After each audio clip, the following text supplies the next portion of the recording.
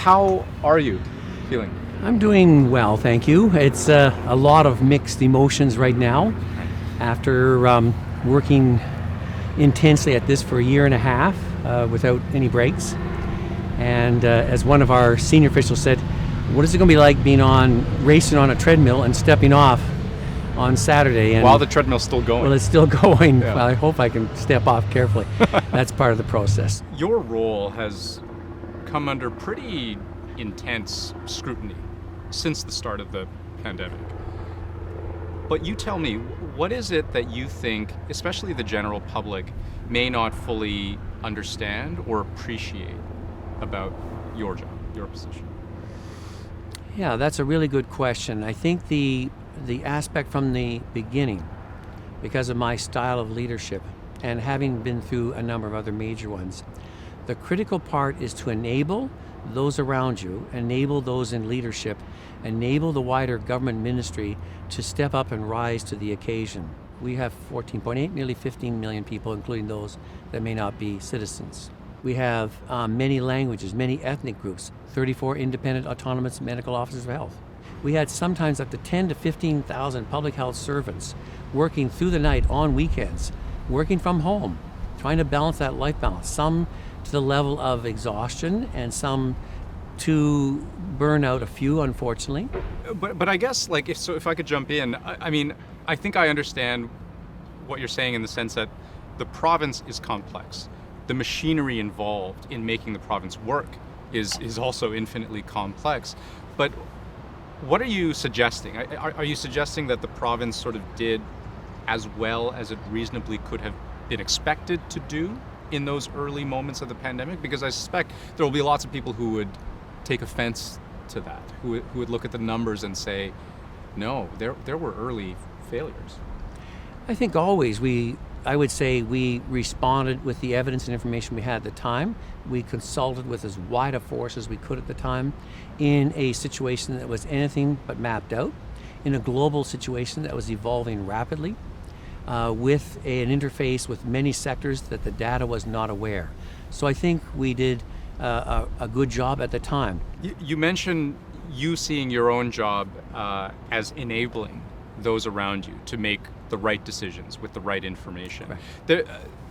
There are those who would say, maybe you could take that a step further and that your job ought to involve some whip cracking as well, that you ought to be telling people what to do because the urgency of the moment demands it.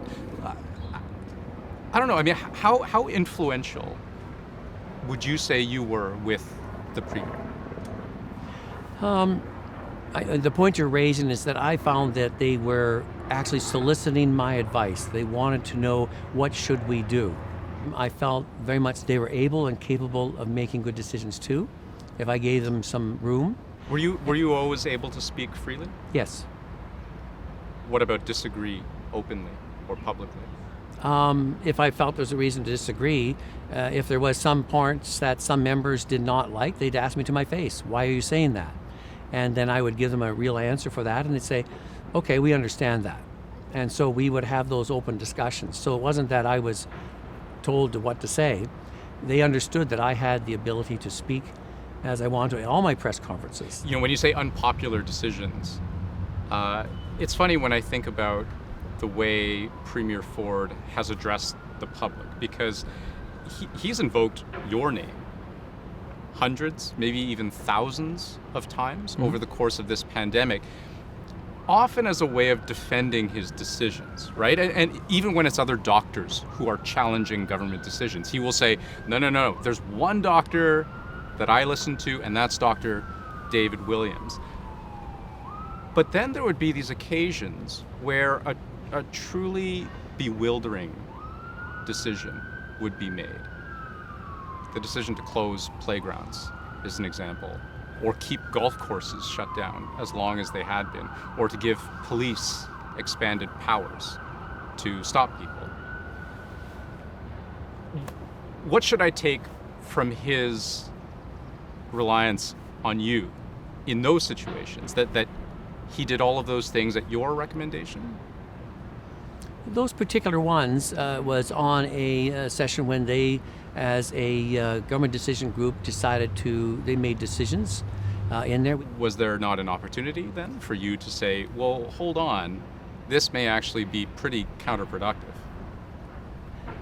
In that case, in that particular one, I was not consulted on that one. It was done very quickly. In there, I was asked afterwards, I said it's something that will have some concerns with people, and we have to do it carefully. There are some areas that even after they reversed and opened up the playgrounds, some of our MOHs actually put orders out and closed the playgrounds. So there is a variety of different responses. So the thing I'm trying to understand is whether it was a question of a confusing policy direction, or even on the flip side, inaction on the part of the government. I mean, I can think of lots of examples: paid sick leave, industrial sort of settings allowed to stay open as long as they had been, schools staying closed as long as they had been. I feel like there were a number of doctors, folks in the general public, who were hoping that you would be a champion for those causes, that you would be loud and brash and obnoxious and speak medical truth to power being the premier in this case. And they're wondering what happened. How would you answer those folks? Remember, my job is to advise. It is the government's job to decide. And often I have to advise the government when you're in there. They will then go into ministers only and they'll make their decision.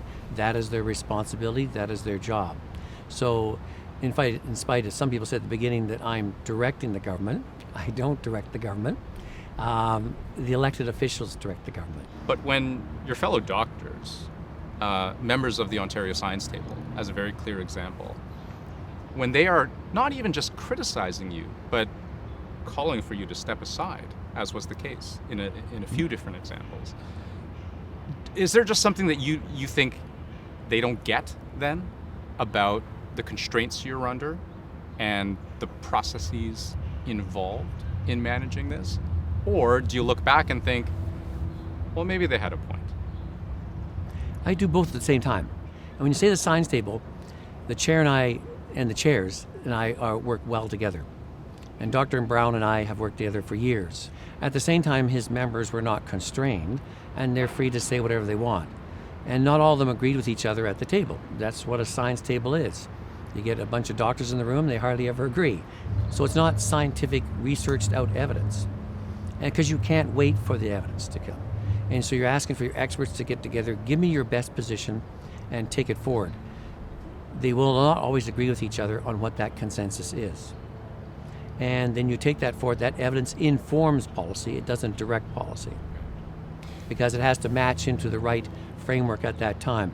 Always welcomed, always invited, always listened to. I wonder, is there anything as you look back that haunts you as something that you regret having happened? I think what you're getting at is a very important point. Because we're expecting 2.5 to 3.5 million people in Ontario to be tested positive. 6% of those are going to be admitted to hospital. That's going to overwhelm your hospital care system. 3% are going to die. So we're not talking 9,000, we're talking 150 to 200,000 people die. You know there's plans in place to use things like hockey arenas for giant morgues, and you have to face that reality because it can go that way. And everything you do is to try and beat those numbers down. Well, Dr. Williams, it has been a long journey for you, and I appreciate you spending this last part of it with us. So thank you for that. Thank you for having me.